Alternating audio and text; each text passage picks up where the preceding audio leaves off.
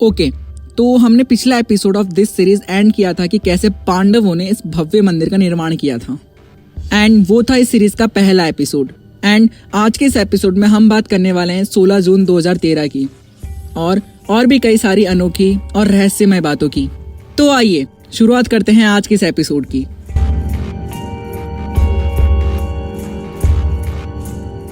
सोलह जून 2013। This is a tragedy that no one had anticipated, on a scale that no one could prepare for. उस time बहुत मरे थे। इतनी मुश्किलों के बाद भी खड़े इस मंदिर को लोग डिजास्टर प्रूफ मानते हैं और 2013 की आपदा के बाद तो ये बात और भी ज्यादा सच हो गई। 16 जून 2013 की शाम उत्तराखंड के लिए सबसे भयानक शाम थी, जब पूरा शहर लगातार फ्लड्स की वजह से तहस नहस हो गया। सारी बिल्डिंग्स और घर पानी के साथ बह गए, लेकिन ये फ्लड्स केदारनाथ मंदिर के एक पत्थर को भी नहीं ला पाई। और उसी शाम हुआ कुछ ऐसा चमत्कार जो आज भी एक शॉकिंग चीज है। पानी के तेज बहाव की वजह से मंदिर की चौड़ाई जितनी एक बड़ी चट्टान तेजी से पहाड़ से नीचे मंदिर की ओर आने लगी। वो शिला जो सब कुछ बर्बाद कर सकती थी, लेकिन वो ठीक मंदिर के पीछे आके रुक गई। और फिर उस चट्टान के रुकने के बाद में जल दो हिस्सों में बट गया और मंदिर कहीं ज्यादा सुरक्षित हो गया था। यू नो गाइस, इस चट्टान को भीम का रूप माना जाता है, जो केदारनाथ को प्रोटेक्ट करने के लिए आए थे एंड इसीलिए इस चट्टान को भीमशिला भी कहा जाता है।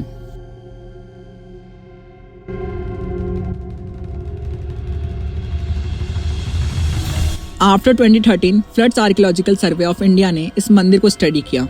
तब पता चला कि ये मंदिर एक डिजास्टर प्रोन एरिया को ध्यान में रखकर बनाया गया है। केदारनाथ के तीनों और पहाड़ हैं और वो एक यू आकार की घाटी के बीच में बनाया गया है। केदारनाथ मंदिर को बनाने के लिए पत्थरों की इंटरलॉकिंग टेक्निक यूज की गई है। इस टेक्निक में पत्थरों को आपस में फंसाकर एक मजबूत जोड़ बना दिया जाता है, ताकि कोई एक्सटर्नल फोर्स भी इसका कुछ नहीं बिगाड़ सके। लेकिन कमाल की बात तो ये है, सोर्सेज के अनुसार 6 फुट ऊंचे प्लेटफॉर्म पर खड़े 85 फुट ऊंचे 187 फीट लंबे और 80 फीट चौड़े मंदिर की दीवार जो कि 12 फीट मोटी है। And it is very shocking to know कि कैसे इतनी भारी पत्थरों को इतनी ऊंचाई पे लाकर और तरसकर मंदिर की शक्ल दी गई होगी। और तो और इंटरलॉकिंग टेक्निक को अर्ली 19th सेंचुरी में डिस्कवर किया गया था, पर हमारे पूर्वजों ने कई सदियों पहले इस मंदिर का निर्माण ऐसी अनोखी टेक्निक से कर दिया था और शायद इसी टेक्निक ने आज तक इस मंदिर को डिजास्टर प्रूफ बना के रखा है। इस मंदिर के एडवांस आर्किटेक्चर कई आर्कियोलॉजिस्ट और साइंटिस्ट को शॉक कर देते हैं। इससे पता चलता है कि हमारे पूर्वज समय से काफी ज्यादा आगे चलते थे और यही चीज दर्शाती है कि हमारे पूर्वजों के पास ज्ञान का अपार भंडार था।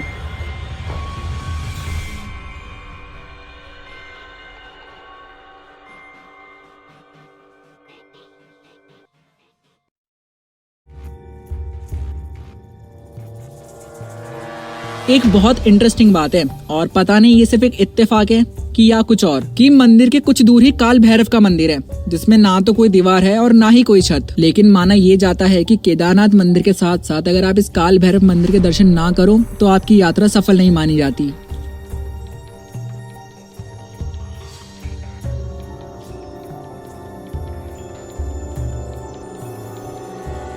काल भैरव ये शिव जी का ही एक रुद्र अवतार है, जिसे हमारे भोले बाबा का सबसे खतरनाक रूप कहा गया है। मान्यताओं के अनुसार बाबा काल भैरवनाथ स्वयं केदारनाथ की रक्षा करते हैं। केदारनाथ मंदिर के साथ ही काल भैरव काशी शहर को भी रक्षा कर रहे हैं, जो कि शिव जी ने खुद बनाया था। दीपावली के 2 दिन बाद भाई दूज के दिन ही 6 महीने के लिए मंदिर के पट बंद कर दिए जाते हैं। ये सारे रोचक रहस्य सुनने के बाद ऐसा लगता है कि भोले बाबा खुद अपने होने का सबूत दे रहे हों और कहते हैं कि उन 6 माह भी काल भैरवनाथ हमारे केदार बाबा की रक्षा करते हैं।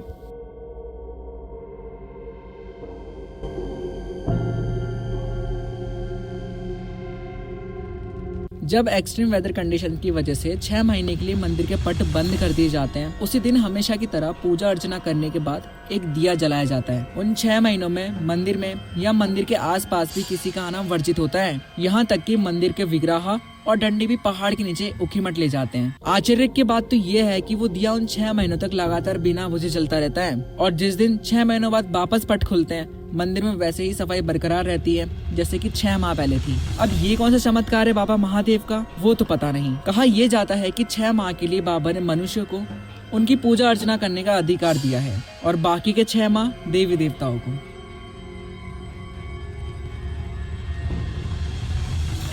जहाँ साइंस के लॉज खत्म हो जाते हैं वहीं तो भोले बाबा का चमत्कार शुरू होता है। ऐसे कई डिवोटीज के एक्सपीरियंसेस हैं जो कहते हैं कि केदारनाथ में उन्होंने भोले बाबा को देखा है। जब कोई भक्त अपने सच्चे मन से भोले बाबा से मिलने आया हो तो भोले बाबा स्वयं उनसे मिलते हैं।